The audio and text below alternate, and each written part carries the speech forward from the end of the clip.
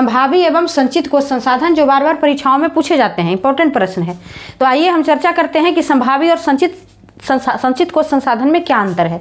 तो सबसे पहले हम देखेंगे संभावी संसाधन। संभावी संसाधन से, संभावी से मतलब यह है कि जिसकी संभावना हो। संभावना मतलब कि हमारे यहाँ कोई अतिथि आने वाले होते हैं, तो अतिथि आ भी सकते हैं और नहीं भी आ सकते हैं, तो हम कहते हैं कि उनकी आने की संभावना है, हो सकता है आ जाए। वर्षा हो भी सकती है और नहीं भी हो सकती है। बादल आ गए लेकिन वर्षा हो भी सकती है, नहीं भी हो सकती है, उसको भी हम कहते हैं कि होने की संभावना हो। संभावना का मतलब वो हो भी सकता है और नहीं भी हो सकता है।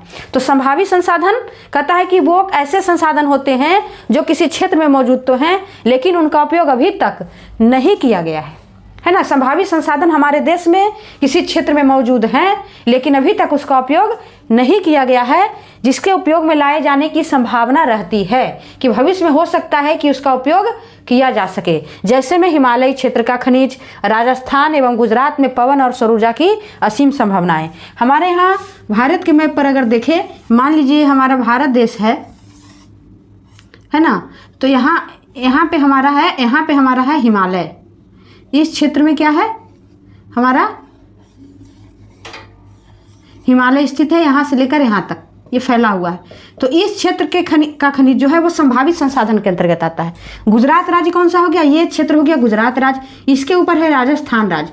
तो इन राज्यों में पवन एवं सौर ऊर्जा की, पवन ऊर्जा की और सौर ऊर्जा की असीम संभावनाएं, तो इन क्षेत्रों में जो है उपलब्ध है और यहाँ भविष्य में इसका उपयोग किए जाने की संभावना बनी रहती है।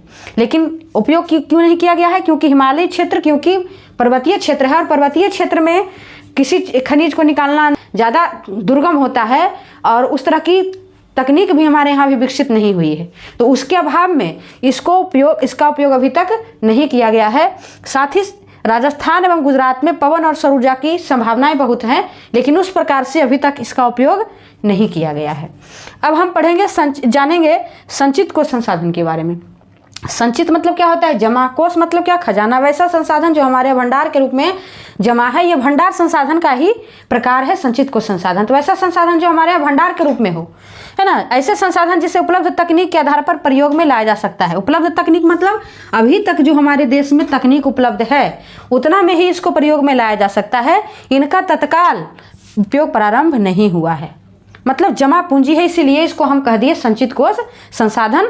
इनका तत्काल मतलब अभी वर्तमान में इसका प्रयोग प्रारंभ नहीं हुआ है, यह भविष्य की पूंजी है ना। संचित कोष संसाधन जो है वो हमारे लिए भविष्य की पूंजी है। जिस प्रकार से हम किसी चीज़ को जमा करके रखते हैं, है ना, और किसी धन को अपना किसी विशेष समय के लिए, विशेष परिस्थिति के लिए जमा करके रखते हैं, और अगर कुछ वैसा इमरजेंसी हमारे घर में आ जाता है तभी उसका उपयोग होता है, अन्यथा वो पूंजी जो है भविष्य के लिए ही जमा रहती है।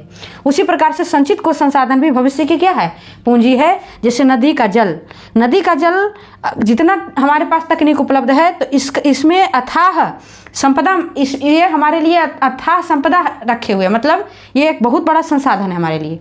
तो नदी के जल पर क्या हो सकता है, सिंचाई हो सकती है, बिजली उत्पन्न किया जा सकता है। लेकिन हमारे यहाँ जितनी नदियाँ हैं, जितना जल संसाधन है, उतना इसका उपयोग अभी तक नहीं किया गया है। बहुत सारी नदियाँ हैं, उस पर जल विद्युत उत्पादन किया जा सकता है, सिंचाई की व्यवस्था किया जा सकता है, एक नदी से दूसरे नदी को जोड़ा जा सकता है। वन संपदा भी हमारे यहाँ बहुत है, वन संसाधन, तो वो भी है जो हमारे यहाँ संचित रूप में है, हम भंडार के रूप में इसे रखे हुए हैं। तो वैसा संसाधन जो भविष्य की पूंजी है, उपलब्ध तकनीक के आधार पर उसको प्रयोग में लाया जा सकता है, वैसे संसाधन को हम संचित कोष संसाधन कहते हैं, जैसे में नदी का जल और वन संपदा आदि।